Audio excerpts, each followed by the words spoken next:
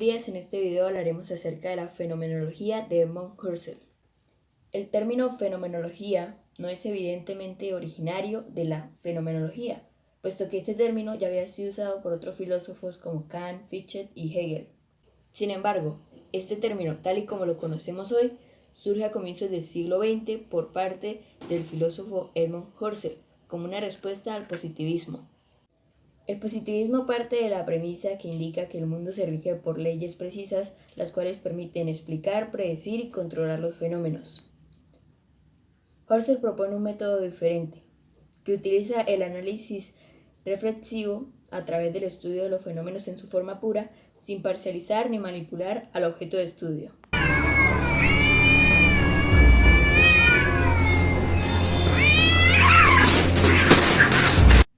La fenomenología propone que para descubrir las verdades ideales que sostienen toda inteligibilidad teórica y práctica hay que cambiar de actitud intelectual.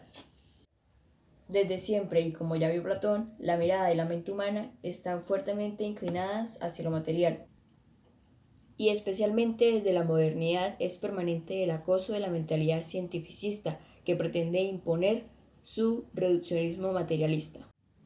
Y esto termina por condicionar nuestra forma de pensar, lo cual no funciona, porque nuestra forma de vivir no se puede explicar mediante un modelo material. Entonces surge la pregunta, ¿cómo pasar de la actitud natural a la actitud fenomenológica? Entonces, el primer paso es la reducción fenomenológica. Esto consiste en contemplar la actitud natural para poder hacerse cargo de ella y descubrir su sentido. En el corazón de la fenomenología se halla el convencimiento de que gracias a las experiencias podemos encontrar las verdades necesarias. Dicho de otro modo, que en la conciencia de nuestro vivir podemos encontrar las esencias y los sentidos ideales. ¿Pero eso acaso no es el empirismo? Hay una diferencia entre las corrientes empiristas y la fenomenología, puesto que esta última no se reduce al mundo perceptible o al mundo de los sentidos, sino que acepta varias formas de darse las cosas, es decir, varias formas de intuición. Cada objetividad se muestra de distinto modo a la conciencia en función del ser o de su esencia. Las cosas físicas se hacen presentes a nuestra conciencia de otro modo que los objetos matemáticos, las leyes lógicas, los valores estéticos o las propias vivencias. Podemos afirmar que la actitud fenomenológica no rehuye ni desprecia la realidad, sino que la quiere comprender tal y como aparece, tal y como se da. Un elemento central en la visión husserliana son los fenómenos, que se definen como todo aquello que se presenta a la conciencia y que se caracteriza por estar en búsqueda de experiencias originarias y exponerlas en un contexto. Este contexto implica, por una parte, un mundo exterior que le da sentido al fenómeno y por otra parte, un mundo interior que da cuenta de cómo es percibida la experiencia. Continuando con el método fenomenológico, tenemos que hablar de los otros tipos de reducciones.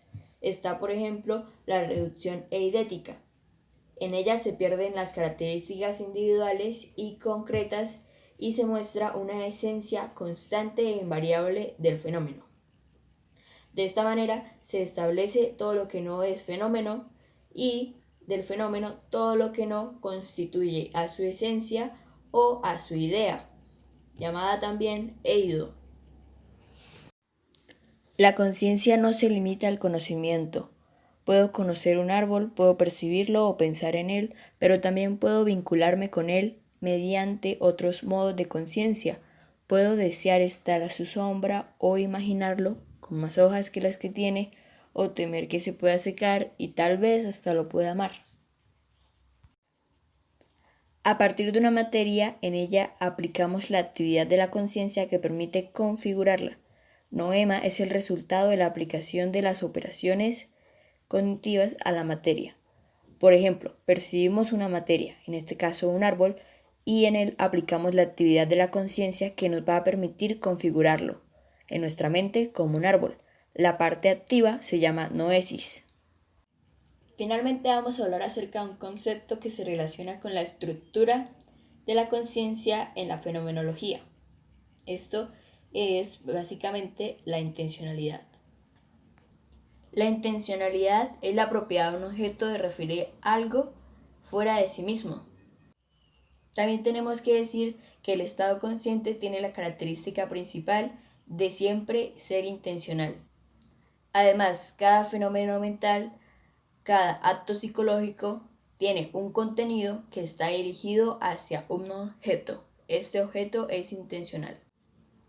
Además, Husserl señala que no importa si el objeto existe o no, lo importante es la intención. Por ejemplo, si pensamos en Dios, en un ángel o incluso en algo físico, lo que importa no es si existe o no. Lo que importa es que tenemos la intención de haber pensado en ese objeto y por lo tanto se vuelve un objeto intencional. Para finalizar, concluimos que la fenomenología de Edmund Husserl es una ciencia que trata de estudiar las estructuras esenciales de la conciencia, para de esta forma conocer a los objetos a través de una mirada intuitiva y que a ellos nos revelen su esencia.